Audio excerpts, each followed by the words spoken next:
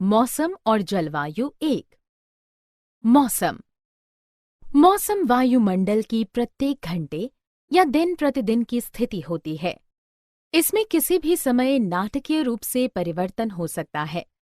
हालांकि समय की लंबी अवधि के दौरान किसी स्थान पर देखी गई औसत स्थितियों को उस स्थान की जलवायु कहा जाता है। किसी स्थान का मौसम प्रभावित करने वाले कारक वायु का तापमान और वायु दाब है। तापमान वायुमंडलीय वायु की गर्मी या शीतलता की मात्रा है। इसमें न केवल दिन और रात के दौरान बल्कि ऋतुओं के दौरान भी परिवर्तन होता है। शीत ऋतु की तुलना में ग्रीष्म ऋतु गर्म होती है। पृथ्वी द्वारा बीच में रोका गया आतपन या सौर ऊर्जा की मात्रा वायुमंडल में तापमान का वितरण प्रभावित करती है। यह भूमध्य रेखा पर उच्चतम होता है और ध्रुवों की ओर कम होता है। इसलिए ध्रुव सदा बर्फ से ढके रहते हैं। तापमान तापमापी से नापा जाता है। डिग्री सेल्सियस तापमान नापने की मानक इकाई है। इसका आविष्कार एंडर्स सेल्सियस ने किया था। पानी 0 डिग्री सेल्सियस पर जम जाता है और 100 डिग्री सेल्सियस पर उबलता है। गांव में तापमान की तुलना में शहरों में तापमान काफी अधिक होता है। ऐसा इसलिए है क्योंकि भवनों की कंक्रीट और एस्फाल्ट दिन के दौरान गर्म हो जाते हैं और रात के दौरान गर्मी मुक्त करते हैं। इसके साथ ही ऊंचे भवन अपने बीच गर्म वायु फंसा लेते हैं। वायु दाब। वायु दाब पृथ्वी की सतह पर वायु के भार द्वारा डाला गया दबाव है। यह दबाव हमारे शरीर पर भी सभी दिशाओं से पड़ता है, लेकिन हमारे शरीर विपरीत बल लगाता है और इसलिए हमें वायु दाब का अनुभव नहीं होता है। वायु दाब मापी का उपयोग करके वायु दाब नापा जाता है।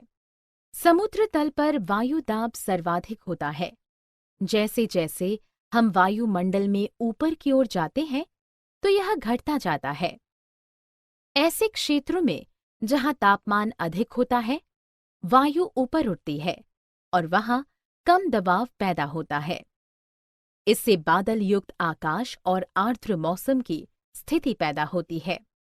जहां तापमान ठंडा होता है, इससे उच्च दबाव पैदा होता है, क्योंकि ठंडी वायु सघन होकर नीचे बैठती है। यह साफ आकाश और मौसम से जुड़ा होता है। चंद्रमा पर कोई वायु दाब नहीं है। शरीर के दबाव का मुकाबला करने के लिए अंतरिक्ष यात्री चंद्रमा पर विशेष सूट पहनते हैं, नहीं तो उनकी रक्त वाहिकाएं फट जाएं। मौसम और जलवायु 2। पवन मौसम को प्रभावित करने वाला एक और कारक है। वायु हमेशा उच्च दबाव वाले क्षेत्र से कम दबाव वाले क्षेत्र की ओर गमन करती है। वायु की इस गति को पवन कहा जाता है। गति के आधार पर पवनें शक्तिशाली या शांत हो सकती हैं। पवन का नामकरण दिशा के नाम पर किया जाता है, जिस दिशा से वह बहती है। उदाहरण के लिए पश्चिमी पश्चिम से बहती है। दबाव पेटी के अनुसार विभिन्न पवन प्रणालियों का निर्माण होता है। 3 प्रमुख प्रकार की पवनें हैं। स्थायी पवनें, व्यापारिक पवनें, ईस्टर्लीज और वेस्टर्लीज। ये पवनें वर्ष भर एक निश्चित दिशा में लगातार चलती हैं।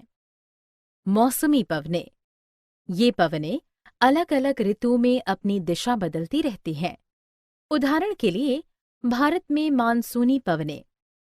स्थानीय पवनें, ये पवनें किसी छोटे से क्षेत्र में केवल वर्ष या दिन के एक विशेष समय में बहती हैं। उदाहरण के लिए समुद्री समीर या भारत के उत्तरी मैदानों में लू नामक गर्म और शुष्कम पवनें। बहुत तेज गति से बहने वाली पवनें भारी विक्षोभ का कारण बनती हैं और तटीय क्षेत्रों के निकट चक्रवात लाती हैं। उड़ीसा में अक्टूबर 1999 में आया एक चक्रवात भारी विनाश और क्षति का कारण बना था, जिससे ज्वारीय तरंगों से बाढ़ आ गई थी। और लवणीकरण हुआ था। फलस्वरूप कई मनुष्यों, पशुओं की मृत्यु हो गई और फसलें नष्ट हो गईं। आर्द्रता भी मौसम और जलवायु को प्रभावित करने वाली विशेषता है। किसी भी समय आर्द्रता को वायु की आर्द्रता कहा जाता है। आर्द्रता जल वाष्प के कारण होती है। भूमि और जल निकायों से पानी वाष्पित होने पर आर्द्रता पैदा होती है। वायु गर्म हो जाने पर अधिक वाष्प धारण करने की इसकी क्षमता बढ़ जाती है और इस प्रकार आर्द्रता बढ़ जाती है। जल वाष्प ऊपर उठने पर संघनित होकर जल की बूंदें बनाती हैं। बादल बनाने के लिए धूल आदि के साथ यह संयोजित होती हैं। जब वायु में बादल बहुत भारी हो जाते हैं तो बूंदें वर्षा के रूप में गिरने लगती हैं। जल के रूप में नीचे आने वाले वर्षण को वर्षा कहा जाता है। तंत्र के आधार पर वर्षा 3 प्रकार की होती है: संवहनी, पर्वतीय यानी उच्चासवच और चक्रवाती है। अधिकांश वर्षा जल भूजल के रूप में संग्रहित हो जाता है, बशर्ते कि पर्याप्त वृक्ष हों जिनकी जड़ें पानी को फंसा लेती हैं।